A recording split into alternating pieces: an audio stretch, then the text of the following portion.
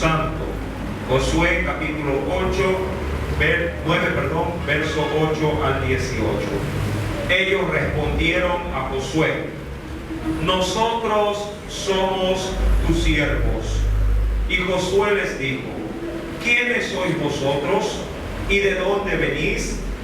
Y ellos respondieron: tus siervos han venido de tierra muy lejana por causa del nombre de Jehová tu Dios, porque hemos oído su fama y todo lo que hizo en Egipto, y todo lo que hizo a los dos reyes de los amorreos que estaban al otro lado del Jordán, a Sehón, rey de Hesbón, y a Og, rey de Basán, que estaba en Astarot. Por lo cual nuestros ancianos y todos los moradores de nuestra tierra nos dijeron: tomad en vuestras manos provisión para el camino, e id al encuentro de ellos, y decidles: nosotros somos vuestros siervos, haced ahora alianza con nosotros. Este nuestro pan lo tomamos caliente de nuestras casas para el camino el día que salimos para venir a vosotros. Y helo aquí ahora ya seco y mohoso. Estos cueros de vino también los llenamos nuevos.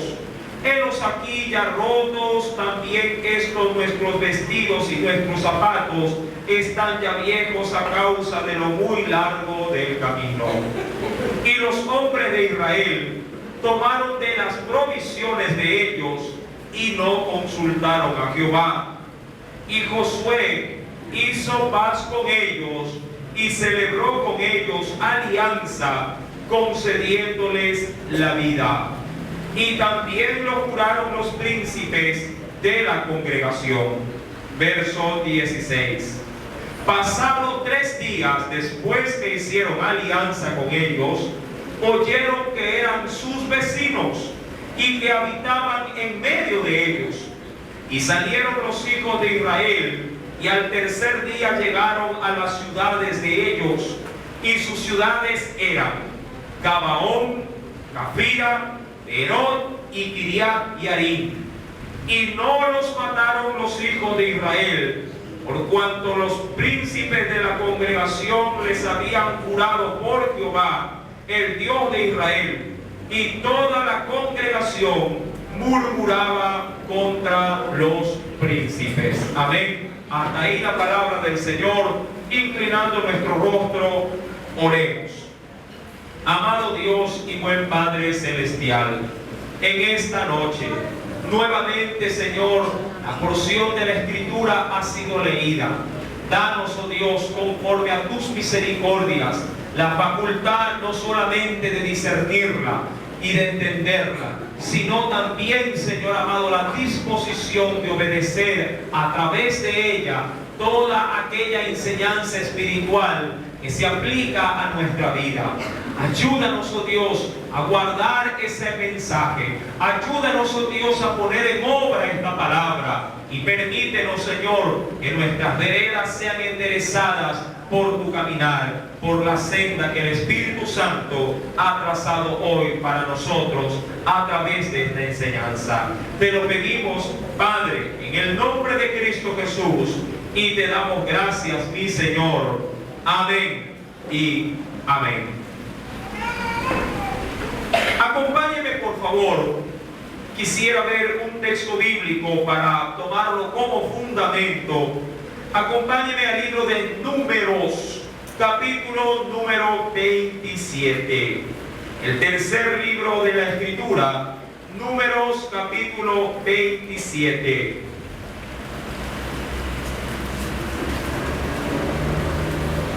¿Lo tiene? Leamos, por favor, del verso 18 al verso 21. Este texto bíblico nos va a ayudar a entender, ¿sí?, el accionar de Josué y de los príncipes. ¿Lo tiene ya? Y Jehová dijo a Moisés: toma a Josué, hijo de Nun, varón en el cual hay espíritu, y pondrás tu mano sobre él, y lo pondrás delante del sacerdote Eleazar y delante de toda la congregación, y le darás el cargo en presencia de ellos, y pondrás de tu dignidad sobre él, para que toda la congregación de los hijos de Israel le obedezca. Verso 21. Y él, dice ahí, se pondrá delante del sacerdote Eleazar y le consultará por el juicio del Urim delante de Jehová. Por el dicho de él saldrán y por el dicho de él entrarán. Él y todos los hijos de Israel, dice, y toda la congregación. Amén. Ahora, cuando vamos al texto leído, Josué capítulo número 9, verso 14, dice la Biblia: y los hombres de Israel tomaron de las provisiones de ellos y no consultaron a Jehová. El libro de Números que acabamos de leer, capítulo 27, nos da a conocer de que era obligatorio para Josué consultar en todos sus juicios, es decir, para toda toma de decisiones, consultar por medio del sacerdote Eleazar, en el que estaba obviamente a cargo de estas piedras, porque el Urim y el Tumim, esto ya lo habíamos analizado también, eran unas piedras que el sacerdote tenía guardadas en su pectoral. Tenía forzosamente que consultar a Dios toda decisión, sobre todo de batalla. ¿Para qué? Para cerciorarse en Dios si era su voluntad ir en contra de alguien o a su vez salvar la vida de alguien. Digo esto, amado hermano, acompáñeme ahora al libro de Números, pero en el capítulo número 33. Libro de los Números, capítulo número 33.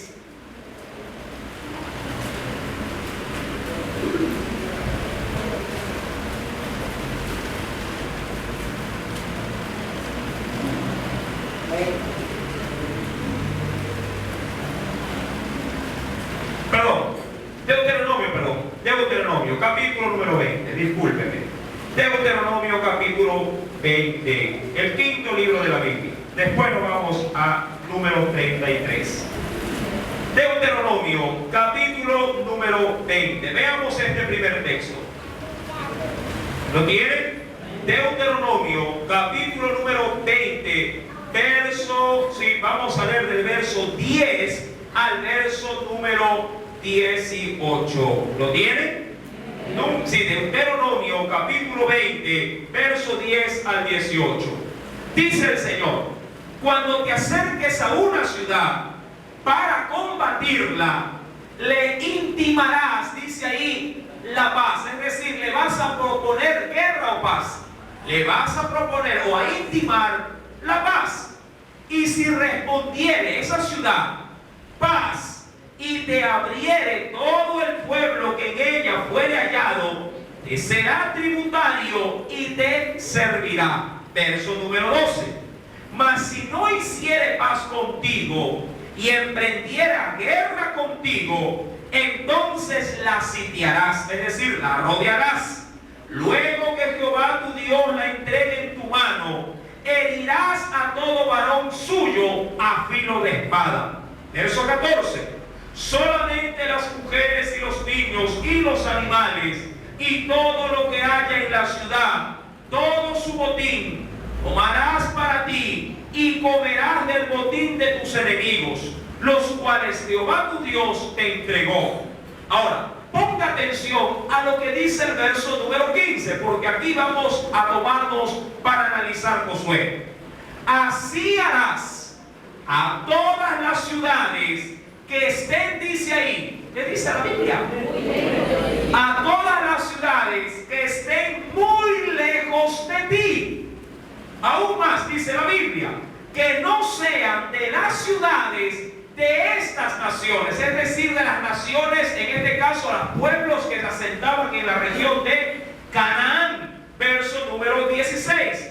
Pero de las ciudades de estos pueblos que Jehová tu Dios te da por heredad, ninguna persona dejarás con vida, sino que los destruirás completamente: al Eteo, al Amorreo, al Cananeo, al Fereceo, al Heveo y al Jebuseo, como Jehová tu Dios te ha mandado, para que no os enseñen a hacer según todas sus abominaciones que ellos han hecho para sus dioses, y pequéis contra Jehová vuestro Dios. Ahora, tenemos las dos posturas bíblicas.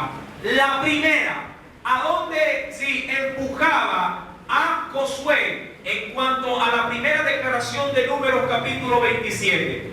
Josué tenía que consultar por medio del sacerdote a través del Urim. Recuerden que el Urim era una piedra complementada con el Tumim. Dos Urim eran sí, dos Tumim eran no. Un Urim y un Tumim a manera de suerte era esperar en Dios. Pero ¿a dónde apuntaba el mandamiento? Que Josué tenía que consultar a Jehová para poder entrar o salir en batalla. Pero había otro mandamiento, el mandamiento de Deuteronomio capítulo número 20, verso 10 al 18. Obviamente que cuando la escritura ya reglamentaba, por así decirlo, cómo se tenía que tratar con los enemigos, Josué se cercioró con los gabaonitas. Obviamente no sabía que eran los gabaonitas. Se cercioró de que ellos venían de una tierra muy lejana. Porque la regla bíblica era de que si un pueblo venía de un territorio muy lejano, la vida de ellos les sería perdonada y servirían como tributarios, sí, es decir, quedaría como una nación esclava o sujeta bajo servidumbre para la nación de Israel. Y como Dios lo había de alguna manera ya reglamentado, vamos por favor ahora hacia Josué capítulo número versículo número 14. Y los hombres de Israel, dice, y tomaron de las provisiones de ellos, es decir, tomaron las provisiones ¿para qué? ¿Cuál fue el objeto de tomarlas? Pregunto, ¿qué provisiones llevaban los gabaonitas? De acuerdo a todo el texto leído desde el versículo 8 al verso 18. ¿Qué provisiones llevaron? Cueros viejos, zapatos rotos, vestiduras envejecidas, pan, ¿cómo estaba el pan? Mohoso, sí, y los cuernos que llevaban el vino también estaban destruidos. La Biblia dice que Josué tomó todo eso, ¿para qué? ¿Cuál fue el principio que tomó? Lo tomó como garantía de que el pueblo había realmente venido de un lugar muy lejano y lo tenía como respaldo para tomar la decisión de perdonarles la vida. Pero, y aquí viene el gran pero, el hecho de que lo haya, diríamos así, advertido de esta manera, no significaba de que Josué no debía de consultar a Dios por medio del sacerdote, a través del Urim. Amados hermanos, ¿a dónde apunta esta observación bíblica? Que uno no puede, mi amado hermano, sin estimar un mandamiento, menospreciando otro. Uno no puede pasarse por encima o por alto, sí, ciertos mandamientos para darle validez o vigor o fuerza a uno solo. Mucha gente sí aplica eso, sobre todo en el área económica. De hecho, en los tiempos de Jesús se tomaba mucho énfasis en ese asunto. Muchos decían, como tengo que dar el diezmo y tengo que dar ofrenda en el templo, me desatiendo de mis obligaciones como hijo para con mis padres. Y toda obligación que ellos tenían con sus padres no la cumplían por cumplir un mandamiento que obviamente tenía que ser cumplido, pero el Señor también demandaba que los hijos debían de honrar a su padre y a su madre. Amados hermanos, vemos pues a Josué de alguna manera obedeciendo un mandamiento, pero desatendiendo otro mandamiento. Todo esto bajo el marco, del capítulo 9, verso 14, donde concluye diciendo, y ellos, dice ahí, no consultaron dice la Biblia, a Jehová. Obviamente que Josué se dejó guiar por qué cosa, por las apariencias. Pero, mi amado hermano, ¿sí? ¿Qué hacer cuando en este caso Josué estimó un mandamiento y quebrantó otro? Ahora, cuando él hizo alianza, tengas entendido que el pacto que lo hizo poniendo a Dios como testigo en medio de esta alianza. Ahora, usted dirá, no importa, mi amado hermano, si ha puesto a Dios por testigo. Sí, si estoy desobedeciendo a Dios, si estoy de alguna manera infringiendo o pisoteando el mandamiento, debo de quebrantar mi juramento y darle cabida al mandamiento. Y yo le digo, sí, pero eso depende de la circunstancia. Depende de la circunstancia. ¿Por qué? Vamos con un ejemplo bíblico. Antes de dar el ejemplo, lea por favor conmigo el versículo número 18. ¿Lo tienen? Y dice la Biblia, y no los mataron, porque ¿cuál era la orden de Dios para el pueblo hebeo? Recuerde que los gabonitas eran hebeos. Dice ahí, y no los mataron los hijos de Israel, por cuanto los príncipes de la congregación les habían jurado, y dice ahí, por Jehová, les habían jurado por Jehová, Dios de Israel. Por tanto, dice ahí, no los podemos, el verso 18, por Jehová, Dios de Israel, y toda la congregación murmuraba contra los príncipes. ¿Qué pedía el pueblo para el pueblo gabonita? Que a todos los mataran. Sí, recordando que los gabonitas no eran simplemente una ciudad, eran 4 ciudades. Era de hecho una provincia entera con 4 ciudades de por medio. Acompáñenme por favor, sí, y veamos a través de este mismo capítulo 9. Más adelante nos dice el Señor, versículo número 21. Dijeron pues de ellos los príncipes, dejadnos vivir, y fueron constituidos leñadores y aguadores para toda la congregación, concediéndoles la vida según les habían prometido, dice ahí, los príncipes. ¿Cuántas ciudades formaban los gabonitas? Verso 17. Salieron los hijos de Israel y al tercer día llegaron a las ciudades de ellos, y sus ciudades eran Gabaón, Cafira, Beerot y Kiriat Jearim. Ahora, ¿qué hacer cuando un mandamiento, por así decirlo, se indispone con otro? ¿Debo de menospreciar un mandamiento para hacer respetar otro? ¿O debo de quebrantar mi palabra en la que he puesto a Dios de por medio para darle lugar en este caso, de pronto a un juramento? Veamos un ejemplo, y dependiendo las circunstancias se debe de aplicar también los correctivos. Acompáñenme al libro de Ruth, capítulo número 1. Libro de Ruth, capítulo número 1.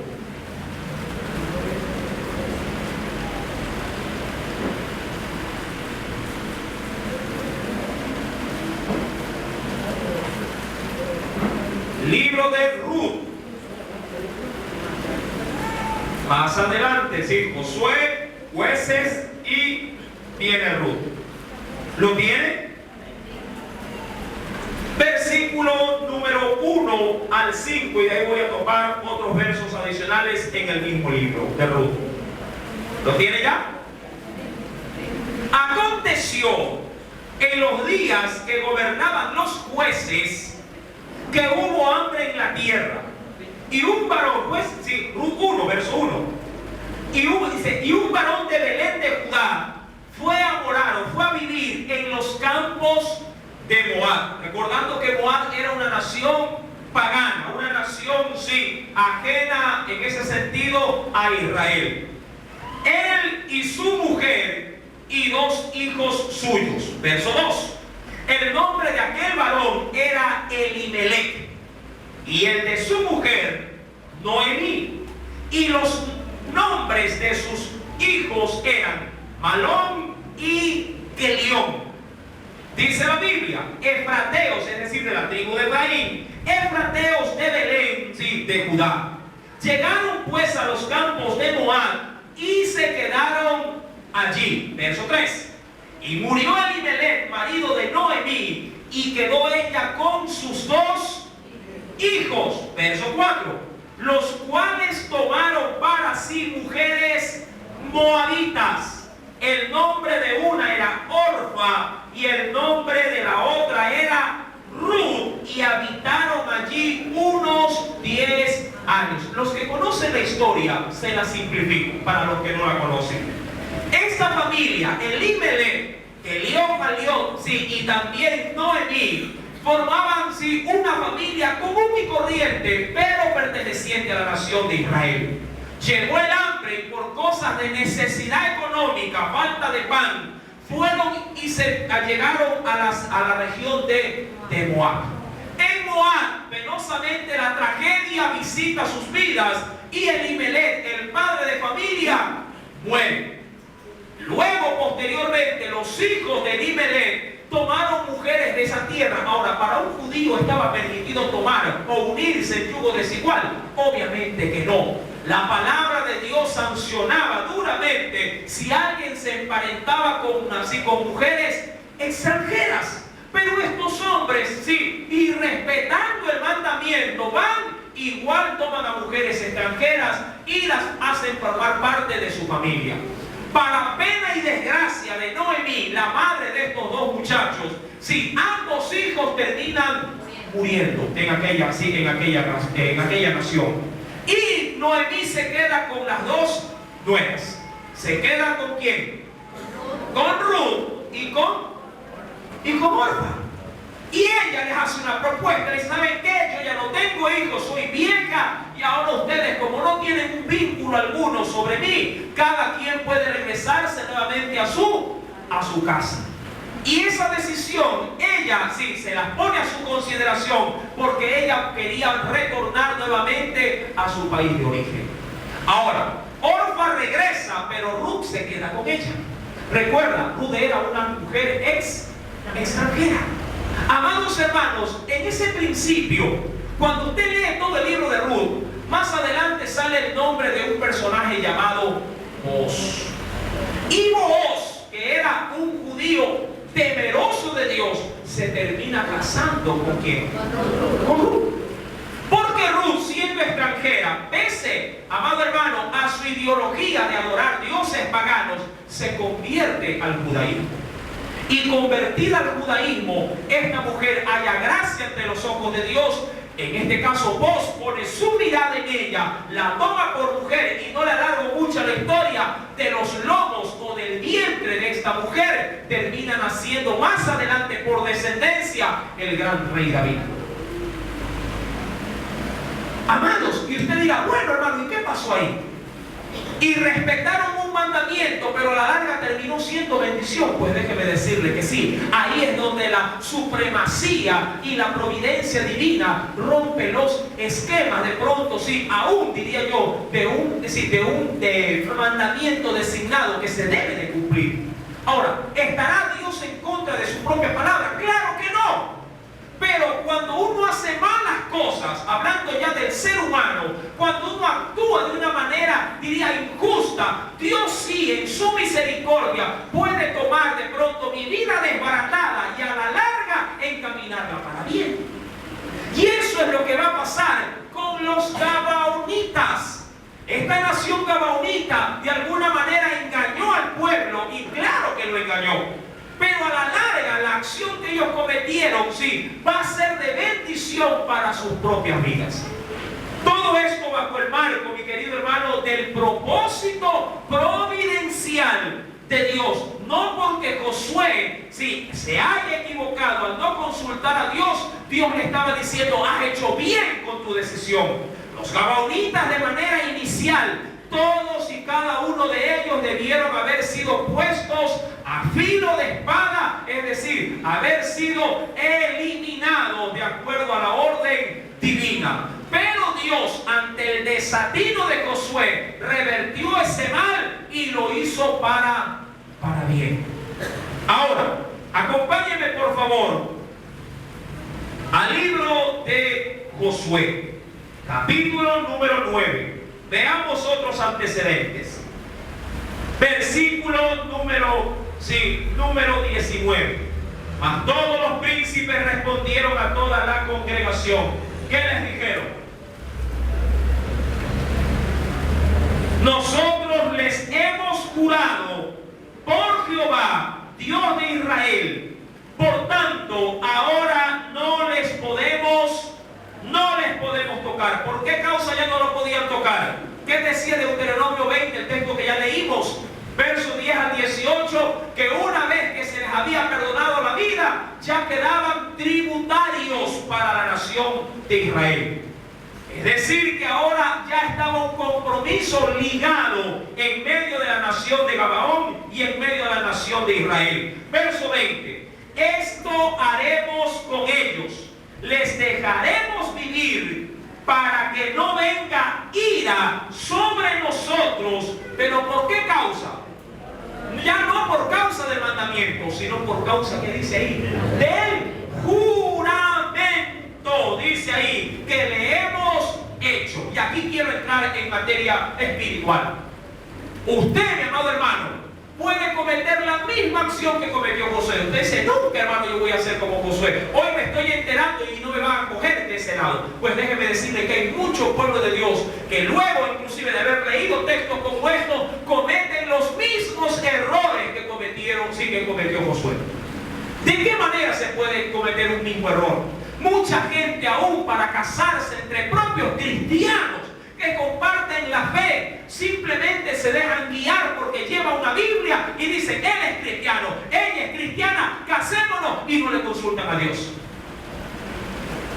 Simplemente obedecen un mandamiento observando de que no se deben de unir en yugo desigual. Y como dice, él comparte mi yugo de Cristo, yo también llevo el yugo de Cristo, y dicen muchos, eso me basta. Pero no le consultan si esa es realmente su ayuda idónea. Miren, obedecen un mandamiento, pero se olvidan de obedecer otro mandamiento. ¿Cómo estar seguro entonces? Diría, vaya y consulte. ¿Qué es lo que tenía que hacer Josué en ese sentido? ¿Qué es lo que tenía que hacer Josué? Ir a consultar al sacerdote para que por medio de esa consulta él pueda consultar a Dios por medio del Urim y el Tumim para saber si era o no conveniente hacer la alianza. En este caso, anda y consulta. Si quieres unirte con una cristiana o un cristiano, consúltale a tus líderes espirituales para que por medio también de ellos puedas ver si en Dios hay o no una afinidad con esa persona. Porque de pronto lo que tú no ves, lo puede ver alguien que está sobre ti. Muchos dicen que los que están en la cancha no observan sus errores, pero los que están, amado hermano, observando, ¿verdad?, el escenario, ven cada una de las partes. Amados hermanos, en la actualidad muchos cometemos errores como estos. Ahora, y cuando se casan y ya dan por juramento una acción consagrada de matrimonio, ¿qué van a hacer? ¿Qué van a decir ahí?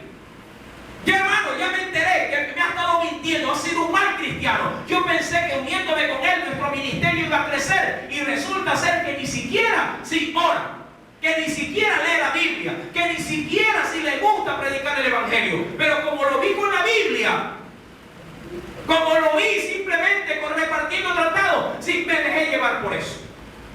¿Y qué va a hacer ahí? Si ya juró ante un altar, ante Dios, juró ante Dios, sí, amor para toda la vida, estar en las buenas y en las malas. ¿Qué va a hacer ahí? Separarse, divorciarse. Amados hermanos, situaciones como estas se repiten diariamente, sí, en nuestro convivir cristiano.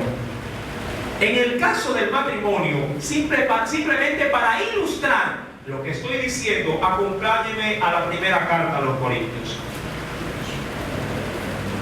Y ahí he puesto unas gráficas muy acertadas. Es que lo vi como cristiano, pero resultó ser. Y así se presentaron los gabaonitas. ¿Cómo lo vio Josué a los gabaonitas? ¿Los vio de etiqueta? ¿Cómo los vio? Como mendigos, ¿verdad? Los vio simplemente con una mirada externa, pero Dios mira, sí, lo profundo del corazón. A veces los padres también nos equivocamos, porque nuestros hijos ante nuestros ojos son unos y a ojos de los demás suelen ser otros. Amén. Primera carta a los Corintios. Veamos un ejemplo en cuanto, sí, a una relación conyugal. Capítulo 7, versos 12 y 13. Primera carta a los Corintios, capítulo 7, versos 12 y 13. Simplemente voy a tomar, sí, ese texto. Y a los demás, yo digo, no al Señor, si algún hermano tiene mujer que no sea creyente, ojo, y esto es importante considerar, cuando habla de que no es creyente, significa que no comparte su misma fe. Y eso puede encontrarse dentro también de una iglesia. Sí, 1 Corintios 7, verso 12.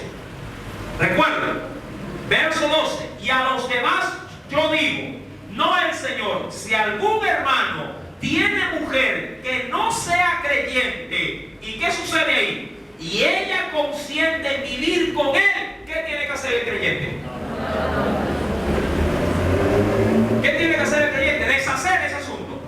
Ay, hermano, yo pensé que era creyente como yo, lo veía con la Biblia, andaba conmigo, me hablaba de Cristo, hasta palmoteaba y se sabía las alabanzas. Pero, amado hermano, el fruto revela otra cosa muy diferente. Usted quiere conocer realmente a alguien, si es cristiano, vaya y pregunte en casa cómo se comporta. Ellos le dirán si esa persona realmente es cristiana. Vaya y pregunte en el trabajo, y ahí le dirán si es cristiano. Vaya y pregúntele al pastor, y él le dirá si es cristiano también. Y si las tres partes o en las tres áreas le fallan, vaya y pregúntele a Dios si es cristiano, porque Él no falla jamás. Él certifica de por vida lo que somos.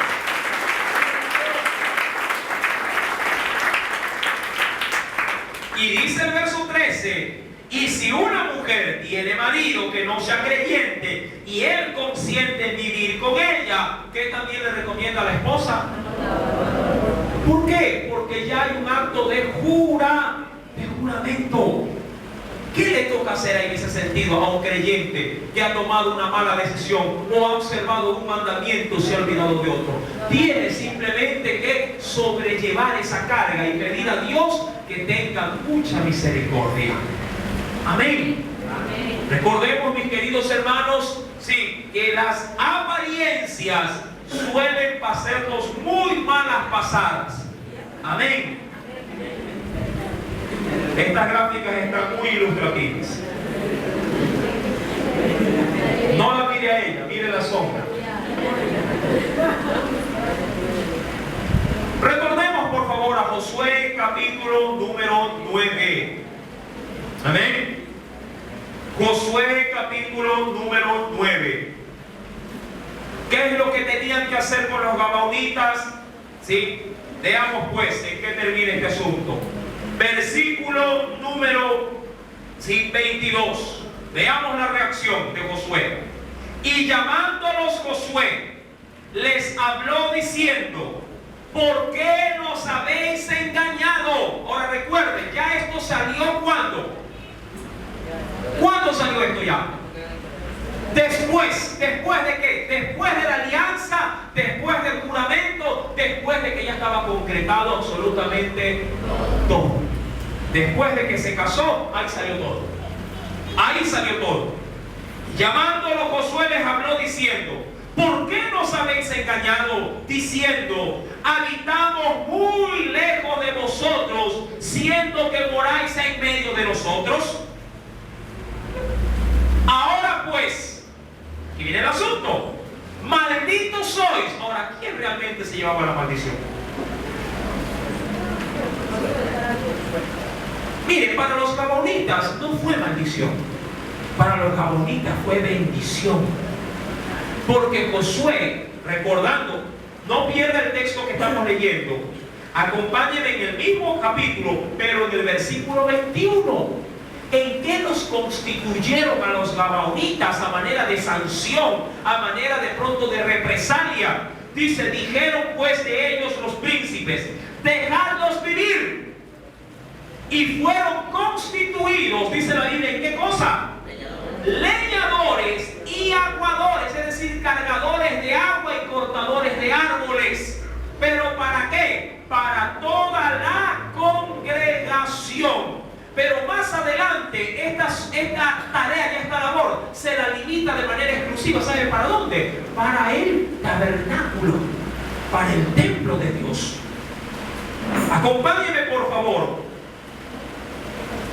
a otro texto bíblico. En el libro de Crónicas, segundo libro de Crónicas, capítulo número 1.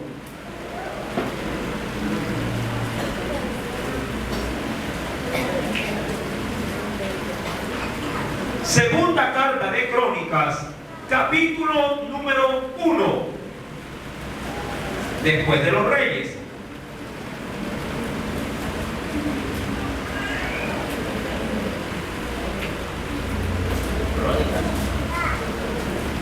Capítulo número 1.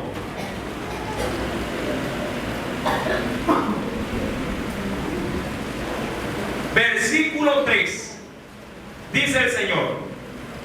Y fue Salomón. Usted sabe que Salomón fue hijo de ¿quién? De un rey. ¿Qué rey?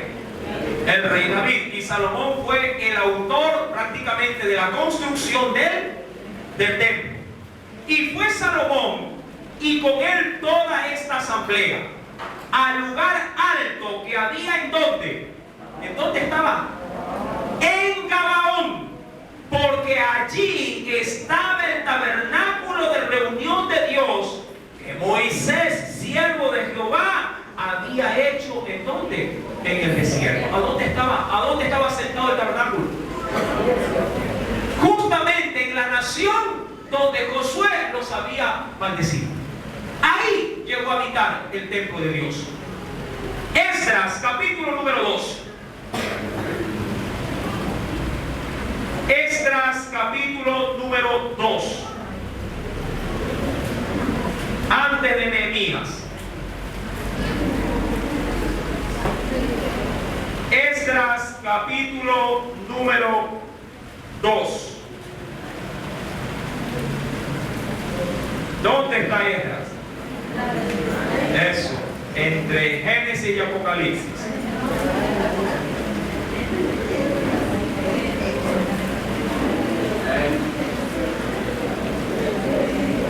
Capítulo número 2. ¿Ya lo encontró? Verso número... Sí. Voy a leer el versículo número 1. Sí. Y luego el verso 43. Del libro de Esdras. Esdras capítulo número 2. Verso 1. Y luego leeré el verso 43. Estos son los hijos de la provincia que subieron del cautiverio, de aquellos que Nabucodonosor, rey de Babilonia, había llevado cautivos a Babilonia. Y dice ahí, y que volvieron a Jerusalén y a Judá, cada uno a su ciudad. Entre ellos, ¿quiénes vinieron? Verso 43. Dice ahí, los sirvientes. ¿De quiénes o de qué? Los sirvientes del templo. Los hijos de Sia, los hijos de Azufa, los hijos de Tamot, los hijos de Quero. Por ahí hay una lista interminable. ¿Sabe quiénes son todos sus sirvientes? Los leñadores y los aguadores. Esos sirvientes se encargaban de proveer para el templo el agua para los lavamientos y la leña para la quema de los sacrificios de los holocaustos.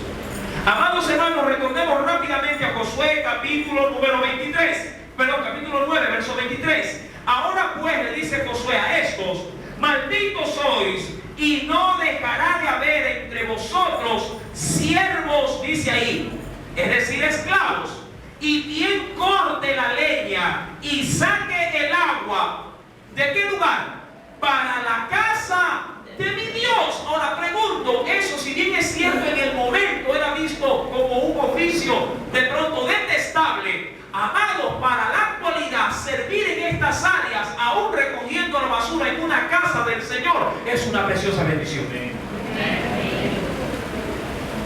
De pronto fue un trabajo indigno en ese momento, pero más adelante, como lo hemos visto también a través de la carta de Crónica, fue en Gabaón donde Dios hizo habitar por un tiempo aún su tabernáculo, porque luego sería trasladado y llevado a la ciudad de Jerusalén. Amados hermanos, versículo número 24. Y ellos respondieron a Josué y dijeron: como fue dado a entender a tus siervos que Jehová tu Dios había mandado a Moisés, su siervo, que os había de dar toda la tierra y que había de destruir a todos los moradores de la tierra delante de vosotros, por esto temimos en gran manera por nuestras vidas a causa de vosotros e hicimos esto. Es decir, tuvimos que elaborar una estrategia para poder encontrar a través de esa estrategia el rescate de nuestras vidas. Verso número 25. Ahora dice pues: henos aquí en tu mano lo que te pareciere bueno y recto hacer de nosotros, hazlo. Ahora, aquí viene, diría yo, la puerta abierta. Pero los gabonitas ya habían hecho lo que tenían que hacer. Es verdad, actuaron con astucia, actuaron con engaño, pero a la larga, lo que hicieron, lo hicieron, diríamos, por su ignorancia. Pero Josué ahora tenía la oportunidad de ¿qué cosa? De revertir todo lo que había hecho. Pero Josué trató de darle más importancia al juramento, con que se había juramentado, porque había puesto el nombre de Dios de por medio. ¿Para qué? Para que ellos tuviesen perdón para sus vidas. Ahora, ¿qué hubiese sucedido si Josué hubiese retrocedido en el juramento? Amado hermano, primeramente, ¿qué dice Éxodo capítulo 20? Acompáñenme rápidamente. Éxodo capítulo número 20. Leamos los mandamientos.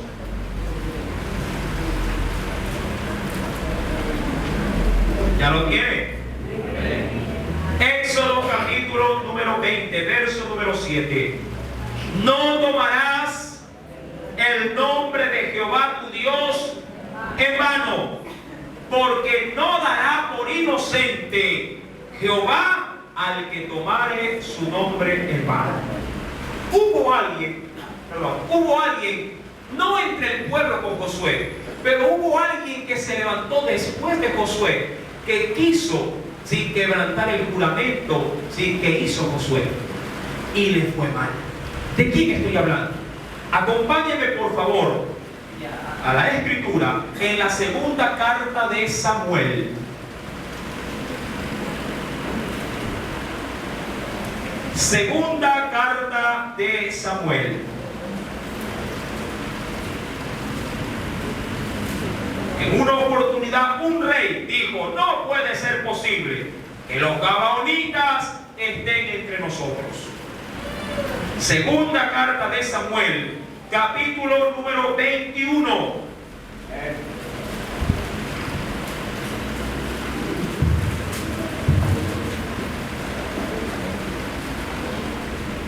Y estamos hablando de un rey llamado Saúl. Verso 1 al 6. Hubo hambre en los días de David por 3 años consecutivos. Y David consultó a Jehová.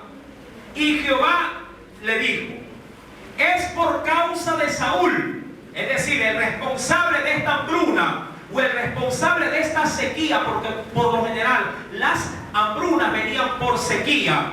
El responsable es causa de Saúl y por aquella casa de sangre. por cuanto mató. ¿A quiénes había matado Saúl?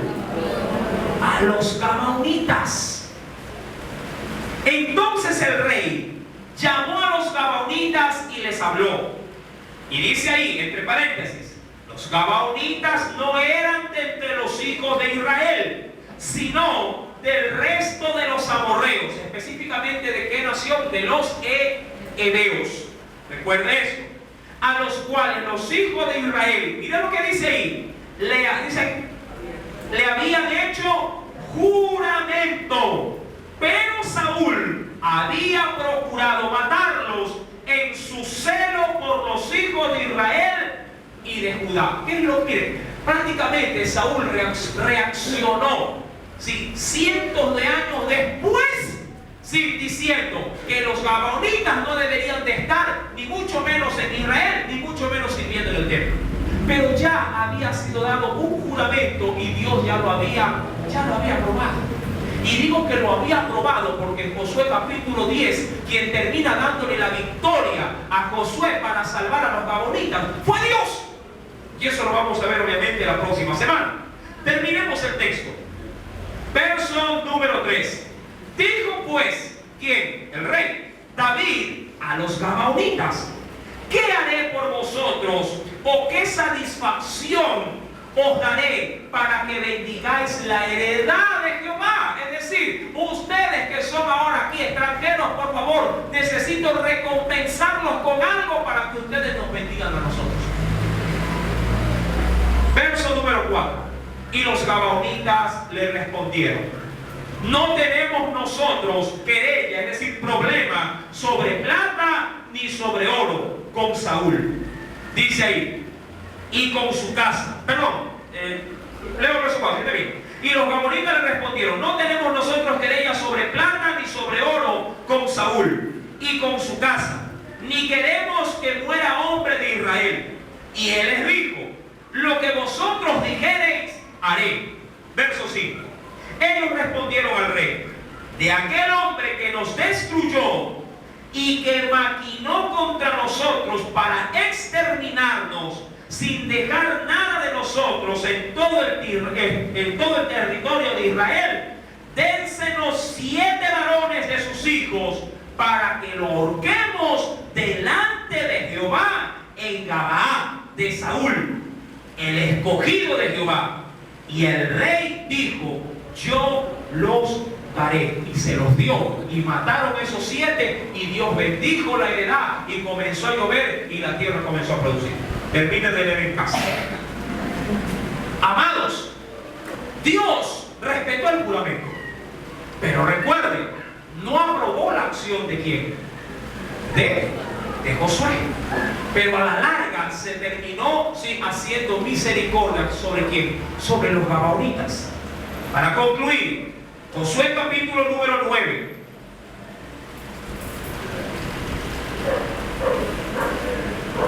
Josué capítulo número 9.